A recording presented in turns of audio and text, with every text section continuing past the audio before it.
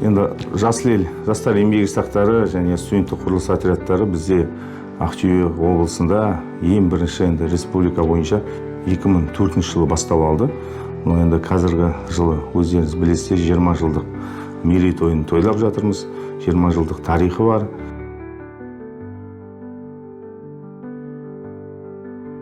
жылы құрылған студенттік құрылыс жастар жастары филиалдары бұл 2005 жылы 16 ақпандағы мемлекет басшысының Қазақстан экономикалық, әлеуметтік және саяси жедел жаңару жолында деген атты жолдаудан бастау алады. Жасыл ел бағдарламасымен студенттер құрылыс отрядын жандандыру бойынша тапсырма келген болатын. Отряд құрылған кезден бастап хабарландырулар берілді. Жұмысқа студенттер мен балдар керек деген. Жазғы каникул кезінде сол 2005 жылдың сол маусым айларында біз отряд жасақтадық Жасыл елге жұмысқа. Ең бірінші жұмысымызды бастап кеткен кезде біздер 500-дей бала шығарсақ, оның өзі бір үлкен бір нәтиже көрдік. 3 ай каникул болғанмен біздің жастарымыз 3 ай, 4 ай, 5 айға дейін осы Жасыл ел мен студенттік құрылыс отрядтарында жұмыс жасады. Ол кезде мен енді дипломды қолға алып, Жұбанов университетіне жастар комитетінің төрайымы болып қызметке тағайындалған кезім еді. Студенттік құрылыс жасақтарын барлығында жандандыру деген жолдау шыққаннан кейін біздер сонымен жұмыстана бастаймыз. Бізге сол негіз болады.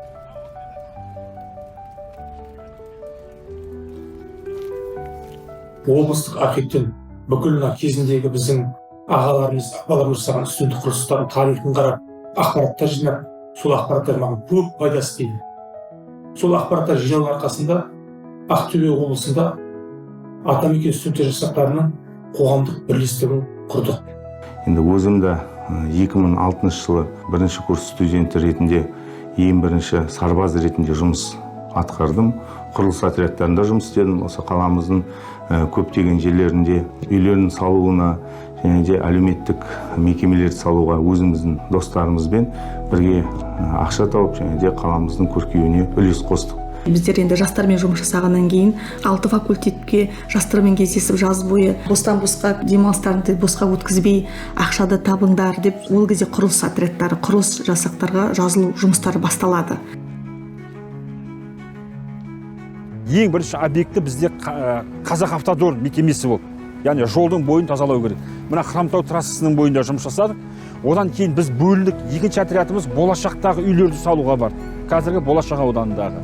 Үшінші отрядтарымыз бізде мына Ақтөбе ажарындағы 25 этажды Ақтөбе қаламыздың сәнін келтіріп тұрған ғимаратты үйді салуға аттандық. Ең бірінші бізде осылай жасақталды жұмыс.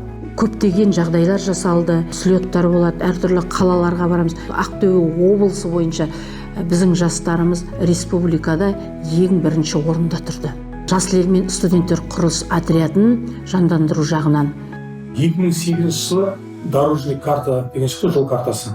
Соған байланысты біз 2008 жылы 8.000-ға жақын бала жұмысын қамтамасыз еттік. Ол кезде мысалға бүкіл балалардың бәріне 2000-дай путевка, 100 автокөлік жастарға берілді. Жаз бойы балдар еңбек етсе, күзде ең белсенді жұмыс жасаған біз балаларды белгілеп Тұртаев Жанболат Бакиевичке хат жазатын едік. Осы балдар бізде ерекшеленді деп оларды енді облыс әкімі тарапынан неше түрлі марапаттарға ұсынды. Жолдауды жүзеге асырып, жастарды жұмыс жасата біліп, жастардың қасынан табыла білгеніме өзімде марапатталдым. Біздер ол кезде командир болдық. Бірлесіп сонда жұмыс жасадық. Еңбек ақылары сол ең бірінші еңбек ақылары сол 30-40 мыңнан басталды. Қазіргі таңда жалақылар олардың жақсы. Көптеген подъемныйлар төленеді ол жастарға. Қазірден бастап, 16 жастан бастап жастарымыз еңбекке баулып, жаңағыдай еңбек кітапшасына еңбек өтілі өтеді. Балдар түгіл ата-аналары қызық көрді. Мә, студенттік отряд басталып жатыр Ақтөбеде. Кезінде біз студент кезімізде ауылдарға барып үй салып едік деп айтқан ғой балдарына. Балдар мен қыздар басында солай ойлаған. Біз ауылдық жерлерге барып үйлер саламыз деп. Алтын Орда мөлтек ауданы және де Болашақ, Нұр-Сити дейміз, Есет Батыр мөлтек аудандарында құрылыс нысандары біздің студент кезімізде болған жоқ. Бірақ осы берілікте бастау алғанында мен айтқым келеді, сол үйлердің салынуға біздің осы студенттік құрылыс отрядтарының жастары үлкен септіктерін тигізді. Ауылда өздерінің сол ауылдағы балдар салды, райондағы балдар. Ал мында қаладағы үйлерді салды құрылысты.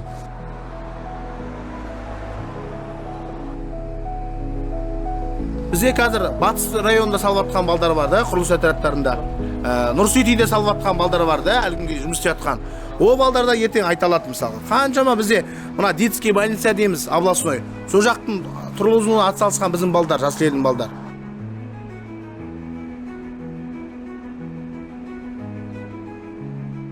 Енді біздің кезімізде бірінші жалпы бағдарламаның мақсаты жазғы уақытта жастарға, мына студенттік жастарға жұмыс тауып, тек қана студенттік бағдарлама болған жоқ бұл деген, жұмыс жастарымызды да қостық.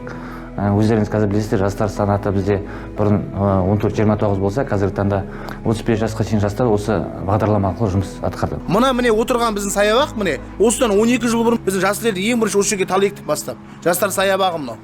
Мына талдардың бәрін біздер әкеліп ектік міне.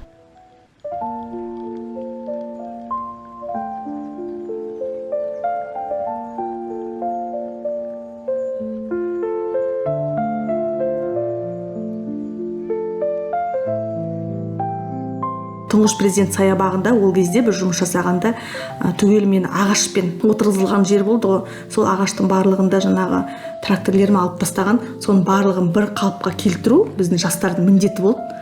Яғни ол кезде қазір қарасан жаңа әдемі жастардың демалатын орны ғой. Ол кезде ондай болған жоқ. 2007 жылы командир атағына ие болдым. 4 жыл қатарынан Жасыл елде студент шағымда өткіздім. Облыстық Жасыл ел штабының менеджері болдық. Төраға орынбасары қызметін атқардым. 2022 жылы облыстық Жасыл ел штабының төрағасы ретінде тағайындалып, қазіргі таңда осы қызметте атқарып жатырмыз. Жасыл ел жасақтарының 16 жастан бастап жұмысқа қабылдайтынын естіп, мүмкіндікті құр босқа жібермейік деп, мектептің 4 қызы болып жұмысқа кірдік. Және осы 2 жылдықта өзіме шағын тәжірибе жинап, 2024 жылы Жасыл елге командир болып кірдім. Бір отрядта 10 адам болуы мүмкін да, мысалға. 10 адам, былай қарасаңыздар, 10 түрлі колледжден болуы мүмкін. Или мектептен, университеттен, әр жақтан жиналасыздар ғой. Тамаша орта неге түсінген адамға. Әлі есімде бірінші курс оқимын ол кезде. Менде 16 жыл ол кезде, 15-тен. Сөйтіп, екінші курстың май айында ең алғаш Жасыл елге кірдім. Басында ой болған жоқ, ойбай Жасыл елде істеймін. Осылай болады деген сияқты. Айлық болғаннан кейін бізге сол қызық болды да, стабильный зарплата. Сөйтіп бір ай істеп көрдік, әрі қарай кеттік. Сөйтіп Жасыл елде 2 сезон қатарынан жұмыс істедік. Артур ағамен таныстық. 2007-де студент кезімнен бастадым. Қазір сол басында жаңағы сарбаз болдым, одан кейін командир, қазір таңда аға комиссар. Студент кезімізден бастап бізде жаңағы 2 бағытта жүреді ғой Жасыл ел. Бізде жаңағы құрылыс нысандарында болдық, одан көгалдандыруда болдық, барлық студенттермен. Одан кейін енді уже 2011-ден бастап уже тікелей осы студенттермен тікелей жұмыс жасап келе жатырмыз. Енді жалақысы да жыл сайын өсіп келе жатыр. Адам саны бойынша жұмыспен қамту жыл сайын облыс әкімінің қолдауымен біраз жасты жұмысқа қамтып отырмыз. Жоғары сынып мектеп оқушылары бар, студент жастарымыз бар, және де бөлек жұмыссыз жастар және НИИТ категориясында жастарды жұмыспен қамтып отырмыз. Жастардың жұмысынан бөлек, енді бізде деген жаңа 3 бағытта айттық қой, құрылыс отрядтары бар, ер балдарымыз қызмет етеді, жаңа көгалдандыру жасақтарымыз, ол жерде қыз балдар в основном. Сосын абаттандыру жасақтарында бізде деген ер балдар, қыз балдар аралас. Основной енді өздерінің жалпы жұмысынан бөлек акцияларымыз бар, өткізіп жүретін деген. Біздер көктемде жаңа өз қалаған ағаш сыйла дейтін акция бар, менің атаулы ағашым деген акция бар. Осындай тал егу акцияларын біздер күзде және көктемде жұмыстарын атқарамыз. Біз экогвардия отрядында жұмыс жасадық. Экогвардия отряды дегеніміз орман шаруашылығын абаттандыру, тал егу.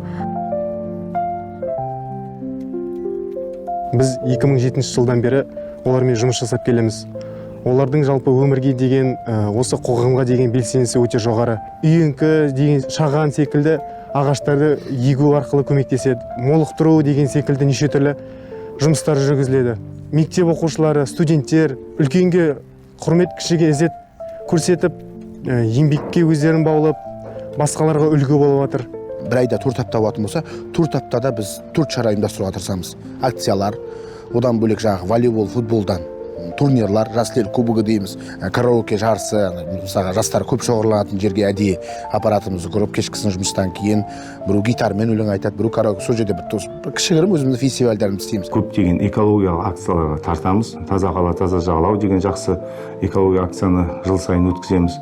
Биылғы жылдың өзінде біз 300 тоннадан астам қоқысты арнайы полигонға біздің белсенді Жасыл елдің жастарымен шығарған болатынбыз. Ардагерлерді ардақтайық деген жақсы қайырымдылық біздің шарамыз өткізіп тұрамыз. Бұл жерде жалғыз басты ардагерлеріміз бар, қаламызда зейнеткерлеріміз бар, және де ауған соғысының ардагерлеріне қол көмектеріміз тигізіп тұрамыз.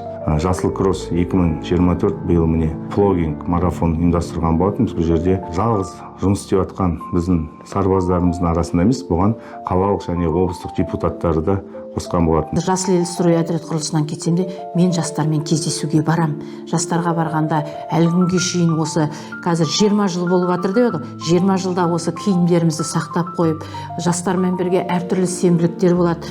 Осы жақында да көптеген 4-5 сенбілік болды, соның бәріне барып, сол кездегі өткен жұмыстарымызды қазір сабақтас деді ғой, енді практикалық жұмыс ретінде жастармен кездесулер, акциялар болып тұрады. Мысалы, жұмыс жасап жүріп, жұмыстың барысында үміт сәбилер үйіне бардық, қайырымдылық шарасымен, қаламыздағы бөбек үйіне, қарттар үйіне бардық. Оқушылар ол жердегі балдардың көріп, аяныш сезімдері оянып, бір ерекше әсер алды. Трудовойларыңызға біз жазып бере аламыз. Яғни сіздерге бұл мемлекеттік бағдарлама, бұл кәдімгі официальный сізге пенсионный жүргеннен кейін, сізге пенсионный түскеннен кейін уже саған опыт болып саналады бұл.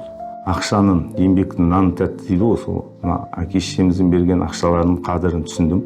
Өйткені өзім бірінші рет осы өмірімде бастаған жұмысым, маңдай термен тапқан ақшаны басқа жерге жаратып, басқа жерге жұмсау үлкен бір ойландыратын нәрсе болды маған. Ол бала кезден осындай қарапайым еңбек жұмыстарға жақын. Мен өзім ата-әжемнің баласы болғандықтан жастайымнан олар еңбекке баулып үйретті. Жас елдегідей қарапайым жұмыстар ол мен үшін аса ауыр болып көрінбейді. Себебі бір жағынан өзінің қалан, өзінің туып өскен мекенің таза болғаны кімге ұнамайды. Көптеген достар таптым айналама. Сол достармен әлі күнге дейін қазір бірге жұмыс жасаған балдарымыз, жігіттер болсын, қыздарымыз болсын, араласып, әлі күнге дейін отбасылы болып кетті қазір. Барлығы бір-бір қызметте жүр. Осы жасыл елден шыққандардың барлығын мен айта аламын, үлкен-үлкен лауазымда қазір қызмет етіп жатқан азаматтар. Жалпы менің жолдасымда, ол да педагог қызметте, ол да студенттік жасыл елге строй отрядқа командир рөлін атқарып, ол басқа регионда жүреді, жұмыс жасап, мен басқа регионда жүрем, жұмыс жасап. Жалпы мына студенттік құрылыс отрядында, жасыл ел отрядында жұмыс жасау ол тек еңбек ақша табу емес, ол достық алаңы, ынтымақтастық алаңы деп мен түсінемін да. Достар ғана таппай, ол кезде жігіт пен қыз болып, 4 курс бітіргеннен кейін отбасы болып, семья құрғанда жастарымыз бар.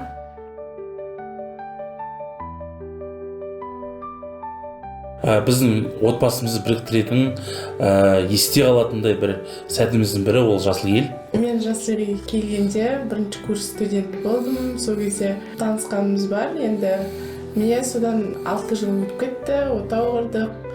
Бір ұлымыз бар. Мен де кезінде сіздер сияқты жастарында осылай атаулы ағашымды отырғызып, қазір ол ағаш өсіп, өніп, мен осы ағашымды балама көрсетіп жүрмін. Қазіргі жұмыс жасап жатқан жастар кездесуге, акцияға барғанда менің осы жасыл елде студенттер құрылыс отрядында анам жұмыс жасады, папам жұмыс жасады, мен қазір баласымын, мен осыны жалғастырып жатырмын деген жастар да ортамыздан табылып жатыр.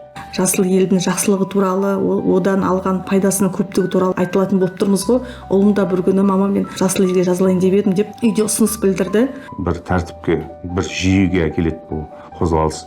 Өйткені құқық бұзушылық қазір орталарға кіріп кетпеу үшін жазғы каникулға шыққан студенттеріміз басқа жаман жолмен ақша тауып кетпеу үшін жақсы осындай орта ашылып, сондай жастарды тәрбиелеу. Жас елде жігерім болса бойында және намысым болса тиітте. Себебі бұл өзі қалан, өзінің жеріне, өзінің септігін тиіп жатыр. Жас елдегі балдардың барлығы бұл қағиданы біледі. Білгеннен кейін осы жас елге келіп тұр деп ойлаймын. Көптеген жастарымыз ірі манағыдай құрылыс мекемелерінде жұмыс жасап, болашақта сол мекемелерде официально сол жұмысқа орналасып. Жұмыс беруші мекемелермен тығыз байланысты жүріп жатыр. Өйткені жаңа айтқан сияқты біз жұмыссыз жастардың құрамын азайтып жатыр деп айта аламын. Өйткені жаңа айтқандай жұмыс жасаған электрик мамандығында, яғни құрылысқа қатысты мамандықтағы студенттер жаңа айтқандай практиканы тәжірибеден өтіп, кейбіреулер жұмысқа алып қойып жатыр. Біздің Ақтөбе облысы алғаш рет биылғы жылдан бастап жасыл ел және де студенттік құрылыс отрядтары жыл бойы облыста еңбек ететін болады. Қиын деп айта алмаймын, оңай былай балдардың қасарында көп танысасың, көп бала болып істеп, көңіл көтеріп жақсы істеп, былай бос отқанша үйде осы жас үйге келген дұрыс екен. Жасыл елдің ағайлары келді, сол жұмыстарды кеңес берді, сосын келгеннен кейін форма берді. Сол қазір жұмыс істеп жатырмық. Достарымнан естідім және сол кезде бардым, жұмыс істедім.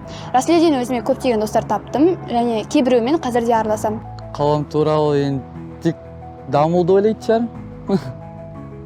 Тазалықты ойлаймын. Абаттану саясатына бір осындай экологиялық дамуға үлесін қосу деп ойлаймын. Егер өзінің туған жеріңді, туған еліңді сүйсең, бір жасыл елде жұмыс жасамасаң, ол тегінде сияқты. Сондықтан да сенбіліктерге шығып, жасыл елге жазылмасақ та, бірақ сенбіліктерге шығып, өз тұрып жатқан мекеніңді таза ұстау, ол жалпы адамның міндеті деп ойлаймын. Еңбектен қашпау керек деп ойлаймын. Еңбек адамды бір мақсат қоюға, өзінің өмірлік жолын қалыптастыруға бір жақсы көмекші құрал болады деп ойлаймын. Барлық жағдай жасалып жатыр. Жасыл елде жұмыс жасайтын студенттер құрылысында жұмыс жасайтын жастарға еңбек етіңіздер, еліміздің, отанымыздың осылай гүлденуіне ат салсыңыздар деп шақырар едім. Жасыл елде жасаған жастарымыз жақсы қызметте, азаматтарымыз жұмыс жасап отыр. Келем, мен де еңбек етем осы елім үшін, осы Ақтөбеміз үшін, ауылымыз үшін көркейтуіне, абаттануына, көгалдануына өзіміздің үлесімізді қосамыз деген біздің белсенді жастарға айтып келіп, біздің есігіміз ашық, біздің ортаға келіңіздер, көп дос табасыздар, әке-шешелеріңіз де көмек бересіздер. Барлық жастарды жасыл елге қосылуға шақырамын. Біздің есігіміз сіздерге әрдайым ашық.